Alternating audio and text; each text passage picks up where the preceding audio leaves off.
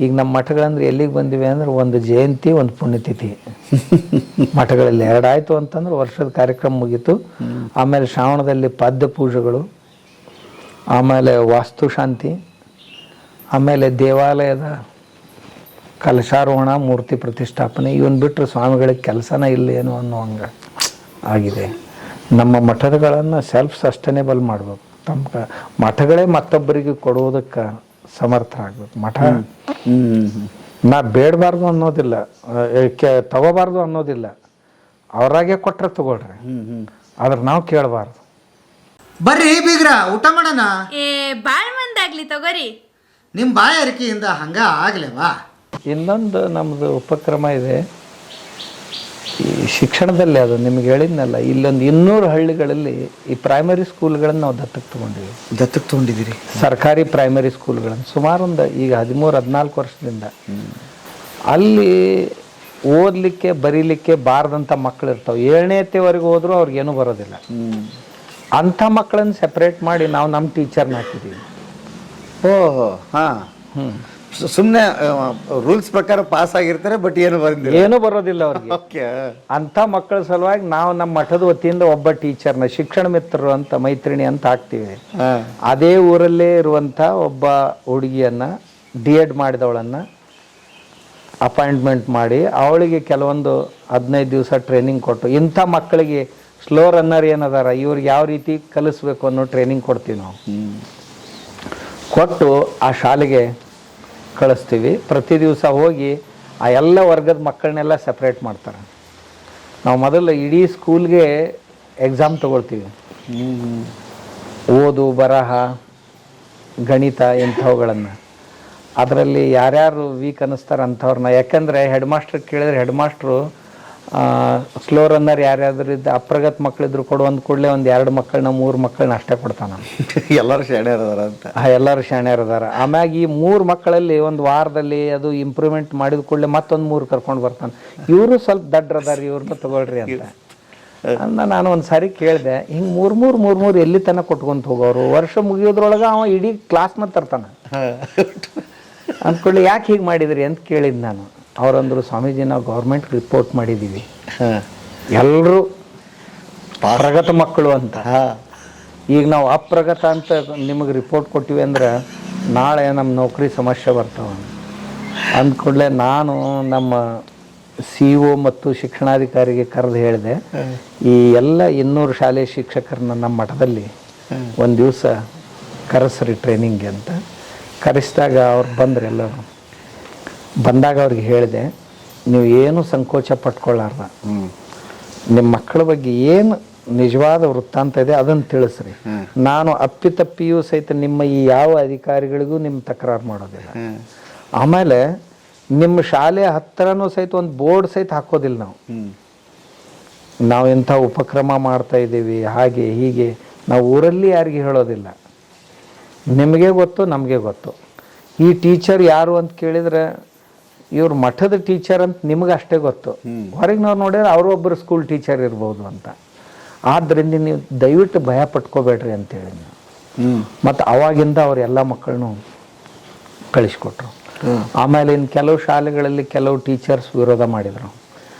ನಾವು ನಮ್ಮ ಟೀಚರ್ನ ಆ ಶಾಲೆಯಲ್ಲಿ ಹಾಕೋದ್ರಿಂದ ಏನು ಪರಿಣಾಮ ಆಯಿತು ಅಂದ್ರೆ, ನಾವು ನಿರೀಕ್ಷಣೆ ಮಾಡಿದ್ದು ಕೆಲವೊಂದು ಶಾಲೆಗಳಲ್ಲಿ ಮಕ್ಕಳು ಮತ್ತು ಟೀಚರ್ ಕೂಡಿ ಶೆರೆ ಕುಡಿಯೋ ಶಾಲೆಗಳು ಸಿಕ್ಕು ನಮಗೆ. ಈ ನಮ್ಮಲ್ಲಿ ಸಹ್ಯಾದ್ರಿ ಬೆಟ್ಟದಲ್ಲಿ ಸಾಯಂಕಾಲ 5 ಗಂಟೆ ಆದ ನಂತರ ಹುಡುಗರೇ ಹೋಗಿ ಶೆರೆ ತೊಗೊಂಡು ಬರೋದು, ಮಕ್ಕಳು ಟೀಚರ್ ಕೂಡೇ ಕುಡಿತಿದ್ರು. ನಮ್ಮ ಟೀಚರ್ ಅಲ್ಲಿ ಹೋಗ್ಲಿಕ್ಕೆ ಹತ್ತಿದ ನಂತರ ಇಂಥವೆಲ್ಲ ಬಂದಾರು. ಇನ್ನು ಕೆಲವು ಜನ ಶಿಕ್ಷಕರು ವಿರೋಧ ಮಾಡಿದರು, ಈ ಉಪಕ್ರಮ ತರಬಾರ್ದು ನಮ್ಮ ಶಾಲೆಯಲ್ಲಿ, ಇವ್ರದ್ದೇನು ಸಂಬಂಧ. ಆಮೇಲೆ ಈ ಸ್ವಾಮಿಗಳು ಈ ಶಾಲೆಗಳನ್ನು ಕೇಸರೀಕರಣ ಮಾಡೋದಕ್ಕಾಗಿ ಈ ರೀತಿ ಮಾಡ್ತಾ ಇದ್ದಾರೆ, ಹಾಗೆ ಹೀಗೆ ಹಿಂದುತ್ವ ಬಿತ್ತೋದಕ್ಕಾಗಿ ಮಾಡ್ತಾ ಇದ್ದಾರೆ ಅಂಥೇಳಿ ತಕರಾರುಗಳನ್ನು ಮಾಡಿ ಅವರ ಅಸೋಸಿಯೇಷನ್ದಲ್ಲಿ, ಟೀಚರ್ ಅಸೋಸಿಯೇಷನ್ ಇರ್ತಾವೆ, ಅಲ್ಲಿ ತೊಗೊಂಡು ಹೋಗಿ ಅದನ್ನ ಸಿಕ್ಕಾಪಟ್ಟೆ ರದ್ದಂತ ಮಾಡಿದರು. ಅವರು ಮಾಡಿದ ಕೂಡಲೇ ನಾನು ಆ ಸಂಘಟನೆಯವ್ರನ್ನೆಲ್ಲ ಕರೆಸಿದೆ, ರದ್ದಂತ ಮಾಡೋರ ಲೀಡರ್ಸ್ನೆಲ್ಲ. ನೋಡ್ರಪ್ಪ, ನಿಮ್ಮ ಕೈಯೊಳಗೆ ನಮ್ಮ ಗ್ರಾಮೀಣರು ತಮ್ಮ ಮಕ್ಕಳನ್ನ ಕೊಡ್ತಾರೆ ಒಂದೆತ್ತಕ್ಕೆ, ಅಂದ್ರೆ ಅವ್ರೊಂದು ಕಲ್ಲ ನಿಮ್ಮ ಕೈಯಾಗ ಕೊಟ್ಟಿರ್ತಾರೆ, ಮೂರ್ತಿ ಮಾಡೋ ಕೆಲಸ ನಿಮ್ಮದು. ಅದ್ರಾಗ 4-6 ಮಕ್ಕಳು ತಯಾರಾಗ್ತಾವೆ. 4-6 ಮಕ್ಕಳು ಏನು ಓದಲಿಕ್ಕೆ ಬರೀಲಿಕ್ಕೆ ಬರೋದಿಲ್ಲ, ಮ್ಯಾಟ್ರಿಕ್ ಹೋಗಿ ನಪಾಸ್ ಆಗ್ತಾರೆ. ಮುಂದೆ ಅವರೇ ಊರೊಳಗೆ ಉಪದ್ರವಕಾರಿಯಾದಂಥ ಕೆಲಸ ಮಾಡ್ಕೊಂತ ಅಡ್ಡಾಡಕ್ಕೆ ಶುರು ಮಾಡ್ತಾರೆ. ಇದಕ್ಕೆ ನೀವೇ ಕಾರಣರಲ್ಲೇನು? ಒಂದು ವೇಳೆ ಅವ್ರಿಗೆ ಯೋಗ್ಯ ಸಮಯದಲ್ಲಿ ಕಲಿಸಿದ್ರಿ ಅಂದ್ರೆ, ಅಥವಾ ಅವ್ರ ಪಾಲಕರಿಗೆ ನೀವು ತಿಳಿಸಿ ಹೇಳಿ ಅವ್ರ ಪಾಲಕರಿಂದ ಸಹಾಯ ಪಡ್ಕೊಂಡು ಅವ್ರಿಗಾಗಿ ಏನಾದರೂ ಶ್ರಮ ಪಟ್ಟಿದ್ರಿ ಅಂದ್ರೆ ಈಗ ಆಗ್ತಿರ್ಲಿಲ್ಲ. ಇಂಥ ಮಕ್ಕಳ ಸಂಖ್ಯೆ ಸಣ್ಣದಿಲ್ಲ, 20%ಗಿಂತಲೂ ಹೆಚ್ಚಿದೆ. ನಾನು ಅವ್ರ ಪಾಲಕರನ್ನೆಲ್ಲ ಸೇರಿಸಿ ಒಂದು ರಿಟ್ ಪಿಟಿಷನ್ ಮಾಡಿಸ್ತೀನಿ ಹೈಕೋರ್ಟ್ನಾಗ. ನಿಮ್ಮ ಶಿಕ್ಷಕರ ವಿರುದ್ಧ, ಶಿಕ್ಷಣ ಖಾತೆ ವಿರುದ್ಧ. ನಮ್ಮ ಮಕ್ಕಳನ್ನು ನಿಮ್ಮ ಕೈಯಲ್ಲಿ ಕೊಟ್ಟಿದ್ದೀವಿ, ಅವರನ್ನು ನೀವು ಹಾಳು ಮಾಡಿದ್ದೀರಿ. ನನ್ನ ಮಗ ಒಂದು ವೇಳೆ ಕಲ್ತು ಜಾಣ ಆಗಿದ್ದ ಅಂದ್ರೆ ಅವ ಡಾಕ್ಟರ್ ಆಗ್ಬೋದಾಗಿತ್ತು. ಏನು ನಾವು ಕನಸ್ಕೊಂಡಿದ್ದೀವಿ ಅದು ಆಗಿದ್ರೆ ಎಷ್ಟು ಗಳಿಸ್ತಾ ಇದ್ದ ಮುಂದೆ ಭವಿಷ್ಯದೊಳಗೆ. ಆ ಗಳಿಕೆಗೆ ನೀವು ಪೆಟ್ಟು ಹಾಕಿದ್ದೀರಿ. ಇಷ್ಟು ಹಣ ನಮಗೆ ಬರಬೇಕು.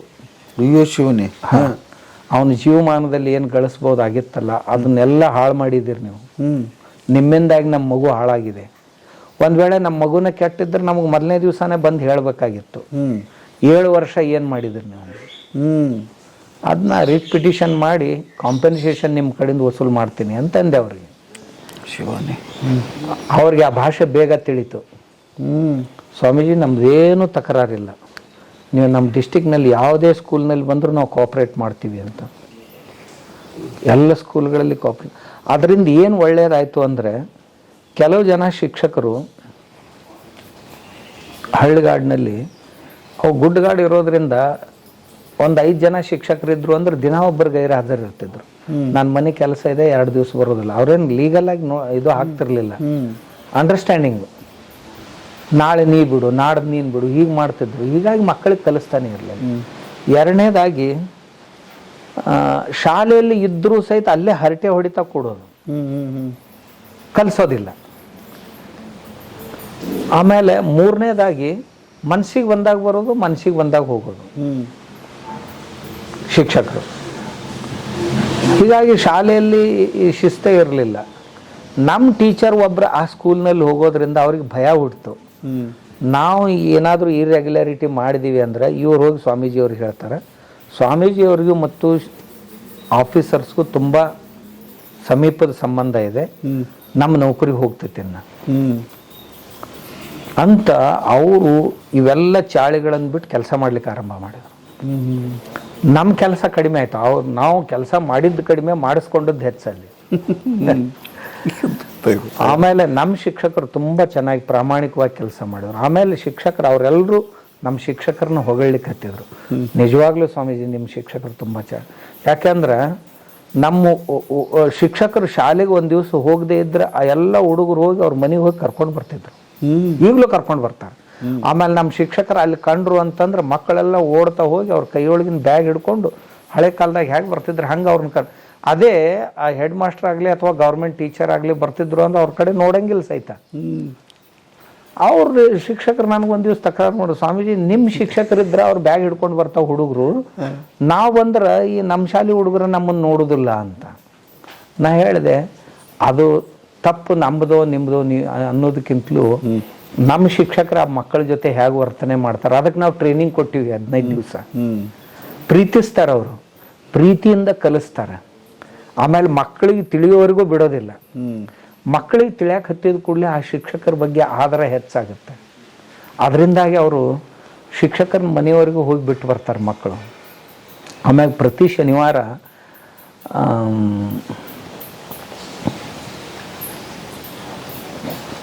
ಒಂದು ಪ್ರೋಗ್ರಾಮ್ ಮಾಡ್ತಾರೆ ನಮ್ಮ ಟೀಚರು. ಅದರ ಹೆಸರು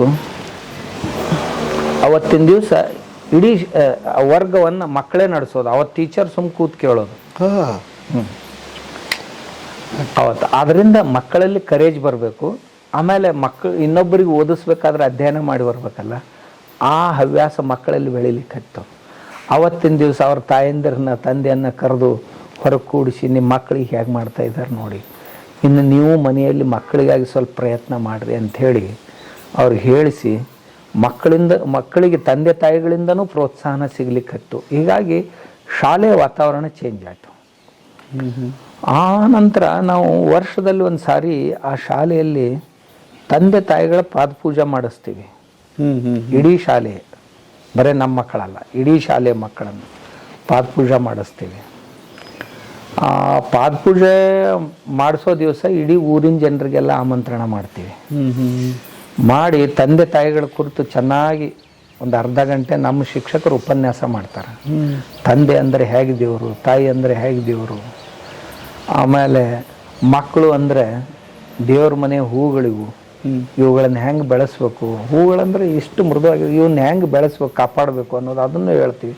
ಹೇಳಿ ಚೆನ್ನಾಗಿ ಪಾದ ತೊಳೆದು ಇಬ್ಬರದು, ಇನ್ನು ಸುಮ್ಮನೆ ನೀರು ಹಚ್ಬೇಕಂತಲ್ಲ, ಚೆನ್ನಾಗಿ ತೊಳೆದಕ್ಕೆ ಹಚ್ಚಿ ಆಮೇಲೆ ಎಲ್ಲ ಪೂಜಾ ಮುಗಿಸಿ ಮಕ್ಕಳು ತಂದೆ ತಾಯಿ ಪಾದ ಹಿಡ್ಕೊಂಡು ಪ್ರತಿಜ್ಞೆ ಮಾಡಬೇಕು.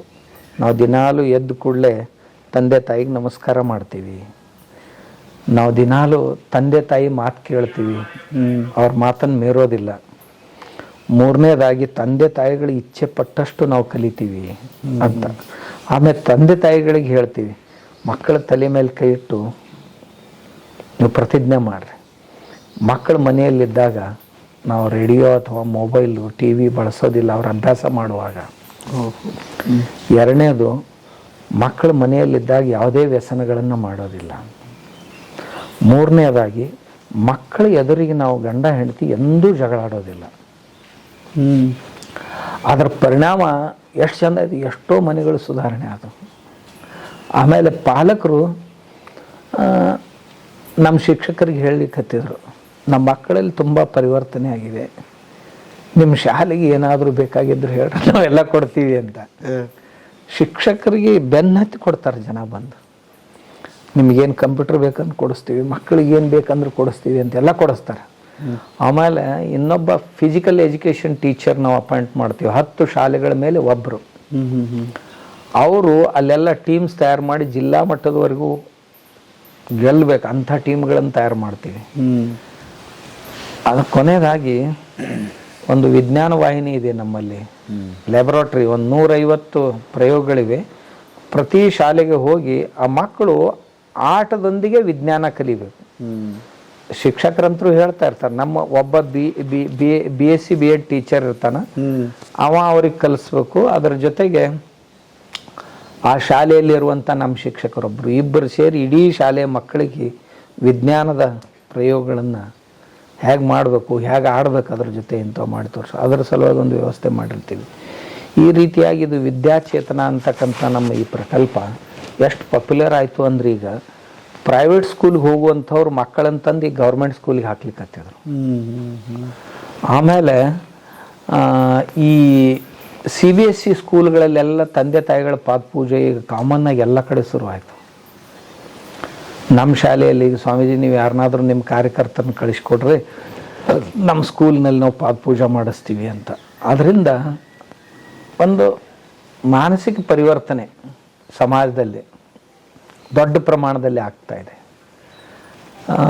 ನಾವು ಹೋಗದೇ ಇದ್ದರೂ ಸಹಿತ ಒಂದು ಮಠದ ಬಗ್ಗೆ ಒಂದು ಸದ್ಭಾವನೆ ಬೆಳೆಯೋದ್ರಲ್ಲಿ ಇದು ತುಂಬ ಕೆಲಸ ಮಾಡುತ್ತೆ.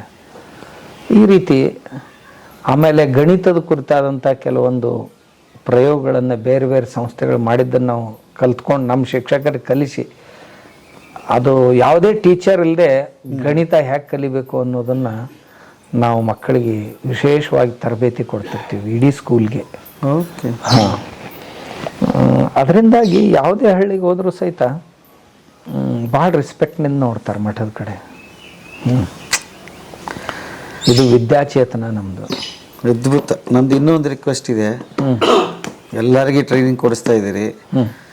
ನೀವೇ ಹೇಳಿದ್ರಿ 16,000 ಮಠಗಳಿತ್ತು ಅಂತ, ಈಗ ಅದು 1,700ಕ್ಕೆ ಬಂದಿದೆ ಅಂತ ಹೇಳ್ತಾ ಇದ್ರಿ. ಏನೀಗ ಸದ್ಯಕ್ಕೆ ನಡೀತಾ ಇದಾವಲ್ಲ ಮಠಗಳು, ಅವ್ರನ್ನೆಲ್ಲ ಸ್ವಾಮಿಗಳನ್ನ ಕರೆಸಿ ಅವ್ರಿಗೊಂದು ತರಬೇತಿ ಕೊಡ್ರಿ.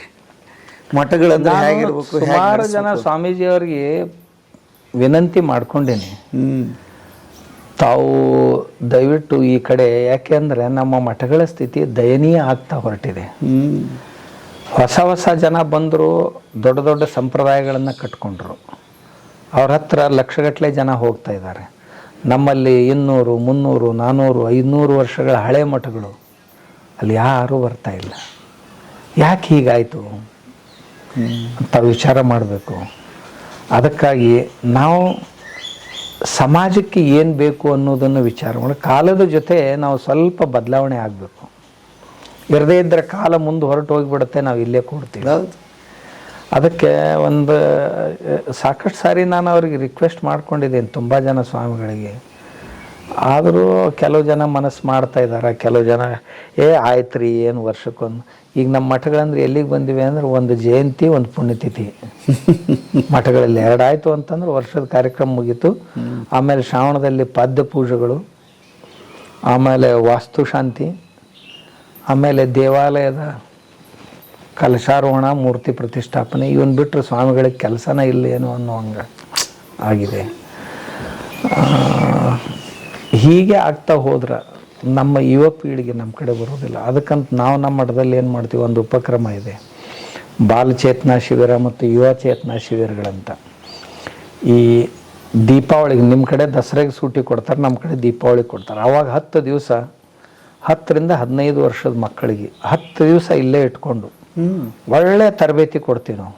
ಬೆಳಗಿಂದ ಸಾಯಂಕಾಲದವರೆಗೆ ಎಂಥ ಮಂತ್ರಗಳನ್ನು ಹೇಳಿ, ಎದ್ದು ಕೂಡಲೇ ಯಾವ ಮಂತ್ರ ಹೇಳಬೇಕು ಅಥವಾ ಯಾವ ವಚನ ಹೇಳಬೇಕು, ಊಟ ಮಾಡುವಾಗ ಏನು ಹೇಳಬೇಕು, ಸ್ನಾನ ಮಾಡುವಾಗ ಏನು ಹೇಳಬೇಕು, ಯಾರಾದರೂ ಭೇಟಿಯಾದರೆ ಯಾವ ಮಂತ್ರ ಹೇಳಬೇಕು, ರಾತ್ರಿ ಮಲಗುವಾಗ ಯಾವ ಮಂತ್ರ ಹೇಳೋದು, ಅದರ ಜೊತೆ ಒಂದು 4-6 ಸ್ತೋತ್ರಗಳು, ಆಮೇಲೆ ಪ್ರತಿ ದಿವಸ ಒಂದು 2 ನೀತಿ ಕಥೆಗಳು, ಒಬ್ಬ ಚರಿತ್ರ ಪುರುಷನ ವೀರಗಾಥೆ, ಒಂದು ನೀತಿ ಕಥೆ, ಆ ನಂತರ ಆರೋಗ್ಯದ ಕುರಿತಾಗಿ, ಆಮೇಲೆ ನಮ್ಮ ಭಾರತೀಯ ಇತಿಹಾಸದ ಕುರಿತಾಗಿ ಸಣ್ಣ ಮಕ್ಕಳಿಗೆ ತಿಳಿಯುವಂಗೆ, ಆಮೇಲೆ ನಮ್ಮ ಧರ್ಮದ ಕುರಿತಾಗಿ, ನಮ್ಮ ಧರ್ಮ ಅಂದರೆ ಏನು, ನಮ್ಮ ಧರ್ಮದಲ್ಲಿ ಧರ್ಮದ ವಿವಿಧ ಮುಖಗಳು ಹೇಗಿವೆ, ಇವುಗಳನ್ನು ಕುರಿತು ಒಂದು 10 ದಿವಸ. ಆಮೇಲೆ ಬೆಳಗ್ಗೆ ಯೋಗಾಸನ, ಸಾಯಂಕಾಲ ಮಾರ್ಷಲ್ ಆರ್ಟ್ಸು, ಯುದ್ಧ ಕಲೆಗಳು, ಇವುಗಳನ್ನ ತುಂಬ ಮಕ್ಕಳು ಎಂಜಾಯ್ ಮಾಡ್ತಾರೆ. ಮೊದಲು ನಮ್ಮಲ್ಲಿ ಏನು ಮಕ್ಕಳಿದ್ರು ಅವ್ರ ಮಕ್ಕಳಿಗೆ ಬರ್ತಾ ಇದ್ದಾರೆ ಶಿಬಿರದಲ್ಲಿ. ಈ 30 ವರ್ಷದಿಂದ ಏನು ಮಕ್ಕಳಿದ್ರು ಅವ್ರ ಮಕ್ಕಳಿಗೆ ಶಿಬಿರದಲ್ಲಿ ಬರ್ತಾ ಇದ್ದಾರೆ. ಅದು ಅವರು ನಮ್ಮ ಮಠಕ್ಕೆ ಅಸೆಟ್ ಆಗೋರು ಅವರೇ. ಆಮೇಲೆ ಇದರಂತೆ ಬೇಸಿಗೆ ಸೂಟಿಯಲ್ಲಿ ಯುವಕರಿಗೆ ಇಡ್ತೀವಿ. ಅವ್ರಿಗೆ ಇದೇ ರೀತಿ ಬೇರೆ ಸಿಲೆಬಸ್ ಇರುತ್ತೆ, ಅವರ ಬುದ್ಧಿಗನುಸಾರವಾಗಿ ಅವ್ರಿಗೆ ಒಳ್ಳೆ ಶಿಬಿರ ಮಾಡ್ತೀವಿ. ಯುವಕ ಯುವತಿಯರು 16 ರಿಂದ 30ರವರೆಗೆ, ಮದುವೆ ಮಾಡ್ಕೊಂಡಿದ್ರು ಪರವಾಗಿಲ್ಲ, 30 ವರ್ಷದವರೆಗೆ ಬರುವಾಗ ಮಕ್ಕಳಿದ್ರೆ ತರಬಾರ್ದು ಅಷ್ಟೇ. ಒಂದು 10 ದಿವಸ ಮನೆಯಲ್ಲಿ ಬಿಟ್ಟುವರಿ, 10 ದಿವಸ ಈ ಶಿಬಿರದಲ್ಲಿ ತುಂಬ ಚೆನ್ನಾಗಿ ಅವ್ರಿಗೆ ಶಿಬಿರ ಮಾಡ್ತೀವಿ. ಅವರು ನಮ್ಮ ಮಠಗಳಿಗೆ ಒಳ್ಳೆ ಆಸ್ತಿ ಆಗ್ತಾರೆ.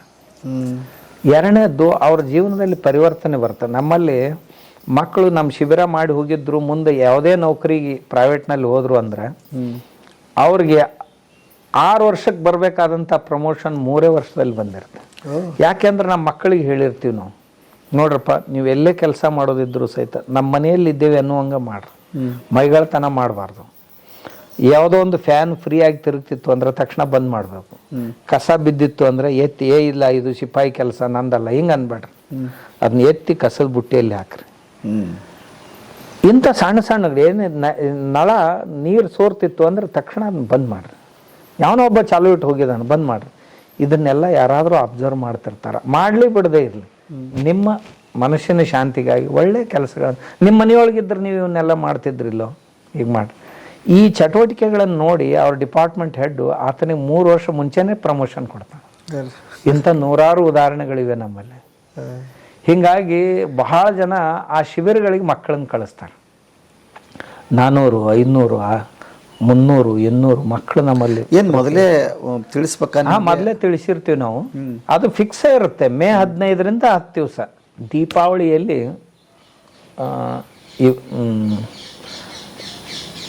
ಪಾಡ್ಯದ ಮರುದಿವಸದಿಂದ ಶುರುವಾಗತ್ತೆ ಸಣ್ಣ ಮಕ್ಕಳಿಗಾಗಿ. ಅದು ಫಿಕ್ಸ್ 2. ನಾವು ಯಾವುದೇ ಜಾಹೀರಾತು ಮಾಡೋದಿಲ್ಲ, ಯಾರಿಗೇನು ತಿಳಿಸೋದಿಲ್ಲ, ಏನಿಲ್ಲ. ಆ ಮಿತಿ ಬಂತು ಅಂದ್ರೆ ಜನ ತನ್ನ ಮಕ್ಕಳನ್ನ ಬಿಟ್ಟು ಹೋಗ್ತಾರೆ. ನಾವು ಫೀನೂ ಇಡ್ತೀವಿ, ಮೊದಲು ಫ್ರೀ ಮಾಡ್ತಿದ್ವಿ, ಈಗ ಫೀನೂ ಇಡ್ತೀವಿ, ಕೊಡ್ತಾರೆ. ಆದ್ರೆ ಬಡವ್ರ ಮಕ್ಕಳಿಗೆ ಏನೂ ಇಲ್ಲ. ನಮಗೆ ಫೀ ಕೊಡ್ಲಿಕ್ಕೆ ಹಣ ಇಲ್ಲ ಅಂತ ಬರಬಾರ್ದು, ಬಿಡಬಾರ್ದು. ಅವ್ರು ಫ್ರೀಯಾಗೇ ಬಂದರು. ಯಾರಿಂದ ತೊಗೊಂಡಿವಿ ಬಿಟ್ಟಿವಿ ಯಾರಿಗೂ ಗೊತ್ತಾಗೋದಿಲ್ಲ. ಬೇಕು ಅಂದರೆ ಕೊಡ್ಬೋದು, ಯಾರಿಗೂ ಕಂಪಲ್ಸರಿ ಇಲ್ಲ. ಆದರೆ ಯಾವುದಕ್ಕೂ ಕಡಿಮೆ ಮಾಡೋದಿಲ್ಲ ಅವರು, ಚೆನ್ನಾಗಿ ಇದ್ದವರು. ಅದು ನಮ್ಮ ಮಠಗಳಿಗೆ ಬೇಕಾಗಿದ್ದು ಇದು ಇವತ್ತು. ನಮ್ಮ ಮಠಗಳಿಗೆ ನಾನು ಹೇಳಿದೆ ಅವ್ರಿಗೆ, ನಮ್ದು ಇಷ್ಟು ಮಠ ಜನ ಬರ್ತಾ ಇಲ್ಲ, ಯಾಕೆ 10 ಜನನೂ ಸಹಿತ ಬರ್ತಾ ಇಲ್ಲ ಮಠಗಳಿಗೆ ದಿವಸಕ್ಕೆ. ಏನೋ ಹಬ್ಬ ಹುಣ್ಣಿಮೆ ಇದ್ರೆ ಅಷ್ಟೇ ದರ್ಶನಕ್ಕೆ ಬರ್ತಾರೆ. ಏನೋ ನಾವು ಪ್ರವಚನ ಕೀರ್ತನ ಇಟ್ಟರೆ ಮೊದಲು 1000 ಜನ ಬರ್ತಿದ್ರು, ಈಗ 100 ಜನ ಬರ್ತಾ ಇದ್ದಾರೆ. ಯಾಕೆ? ನಾವು ನಮ್ಮ ಮಠಗಳ ಕುರಿತು ಚಿಂತನೆ ಮಾಡಬೇಕು. ಮಾಡಿ ಆಮೇಲೆ ಮಠಗಳು ಬರೇ ಭಿಕ್ಷೆ ಮೇಲೆ ಎಷ್ಟು ದಿವಸ ನಡೆಸೋದು, ಮಠಗಳನ್ನು ಸ್ವಾವಲಂಬಿ ಆಗಿಸೋದು ಯಾವಾಗ? ಇದರ ಕುರಿತು ಚಿಂತನೆ ಆಗಬೇಕು. ಮಾಡಿ ನಮ್ಮ ಮಠಗಳನ್ನು ಸೆಲ್ಫ್ ಸಸ್ಟೈನೇಬಲ್ ಮಾಡಬೇಕು. ತಮ್ಮ ಮಠಗಳೇ ಮತ್ತೊಬ್ಬರಿಗೆ ಕೊಡುವುದಕ್ಕೆ ಸಮರ್ಥರಾಗಬೇಕು. ಮಠ ನಾ ಬೇಡಬಾರ್ದು ಅನ್ನೋದಿಲ್ಲ, ತಗೋಬಾರ್ದು ಅನ್ನೋದಿಲ್ಲ. ಅವರಾಗೆ ಕೊಟ್ಟರೆ ತಗೊಳ್ರಿ, ಆದ್ರೆ ನಾವು ಕೇಳಬಾರ್ದು. ಅಲ್ಲಂ ಪ್ರಭುಗಳು ಬೇಡುವಾತ ಜಂಗಮನಲ್ಲ, ನೀಡದಾತ ಭಕ್ತನಲ್ಲ ಅಂತ ಹೇಳ್ಯಾರ. ನಾವು ಆ ಸ್ಥಿತಿಗೆ ಮುಟ್ಟಬೇಕು. ನಾವು ಬೇಡಿರಬಾರ್ದು, ಅವ್ರು ಕೊಡದೇ ಇರಬಾರ್ದು.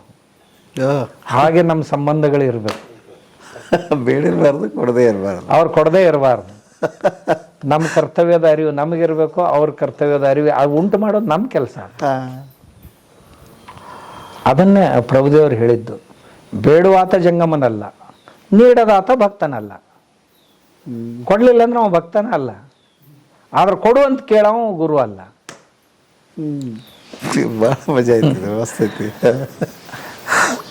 ಆಮೇಲೆ ಈಗಿರುವುದ್ರ ಜೊತೆಗೆ ನಮ್ಮ ಮಠದಲ್ಲಿ ಯಾವ ಚಟುವಟಿಕೆಗಳನ್ನು ಹೆಚ್ಚಿಸ್ಕೊಳ್ಬೇಕು, ಯಾವ ಚಟುವಟಿಕೆಗಳನ್ನು ನಾವು ನೆಗ್ಲೆಕ್ಟ್ ಮಾಡಬೇಕು, ಇದನ್ನು ನಾವು ವಿಚಾರ ಮಾಡಲಿಲ್ಲ ಅಂದ್ರೆ ಇನ್ನು ಮಠಗಳು ಭಾಳ ದಿವಸ ಉಳಿಯೋದಿಲ್ಲ. ನಾವು ಹಾಗೆ ಕೂತಿರ್ತೀವಿ, ಸಮಾಜ ಮುಂದೆ ಹೋಗಿಬಿಡುತ್ತೆ.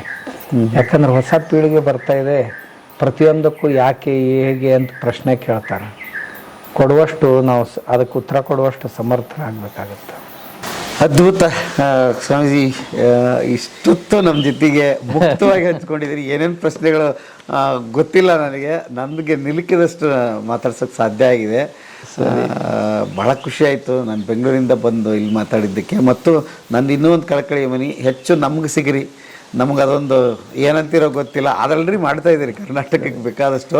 ಕನ್ಯಾರಿ ಮಠಕ್ಕೆ ಬಂದಾಗ ಯಾವಾಗಲೂ ನಮಗಿದು ನಮ್ಮದೇ ಅಂತ ಅನಿಸಿದೆ. ಇವತ್ತು ಕೂಡ ನಮ್ಮದೇ ಇದೆ. ಹೌದು, ಇಲ್ಲಿ ನಮ್ದೇನಿದೆ, ಇಲ್ಲಿ ಅಲ್ಲ ನಿಮ್ಮದೇ ಇದೆ. ಅದಕ್ಕೆ ಹೆಚ್ಚು, ಯಾಕಂದರೆ ನಿಮ್ಮಿಂದ ಭಾಳ ನಿರೀಕ್ಷೆಗಳು ನಮ್ಮ ಕಡೆ ಇದೆ. ಯಾಕಂದರೆ ನಮ್ಮ ಹಳಿಯಾಳ ಶಿವಪ್ಪನವ್ರು ಆಗಿರ್ಬೋದು. ಹೌದು, ತುಂಬ ಜನ ಪ್ರೀತಿಸ್ತಾರೆ, ತುಂಬ ಪ್ರೀತಿಸ್ತಾರೆ. ನಮ್ಮ ಶಿವಪ್ಪನವ್ರು ಅಲ್ಲೇ ಕೂತ್ರು ಆ ಮನುಷ್ಯ ಯಾವಾಗಲೂ 4-8 ದಿನಕ್ಕೆ ಒಂದು ಸಾರಿ ಫೋನ್ ಮಾಡಿ, ಏನಪ್ಪ ಅವರೇ ಈ ಕಡೆಯಲ್ಲಿ ನಮ್ಮ ಭಾಗದಲ್ಲಿ ಹೊರಟಿರೇನು, ಹೊರಟಿದ್ರೆ ಒಂದು ಸ್ವಲ್ಪ ಬಂದು ಹೋಗ್ತೀರೇನು, ನಾಳೆ ಏನೋ ಲಿಂಗದಾಳಕ್ಕೆ ಏನೋ ಹೋಗ್ತಾ ಇದ್ರೆ ಲಿಂಗದಾಳಕ್ಕೆ ಹೋಗ್ತೀವಿ, ಅಲ್ಲಿಗೆ ಬರೋದಕ್ಕೆ ಪಡೆ ರೆಡಿ ಆಗಿದೆ, ನಾವು ಅಲ್ಲಿ ಭೇಟಿ ಆಗ್ತೀವಿ ಅಂತೇಳಿ. ಮೋಸ್ಟ್ಲಿ ಇಲ್ಲಿ ಬರ್ತೀನಿ ಅಂತ ಹೇಳಿದ್ರೆ ಬಂದ್ರೆ ಸೇರೋಣ ಮತ್ತೆ ನಾಳೆ. ಅಲ್ಪ ವಿರಾಮ ಇದೆ.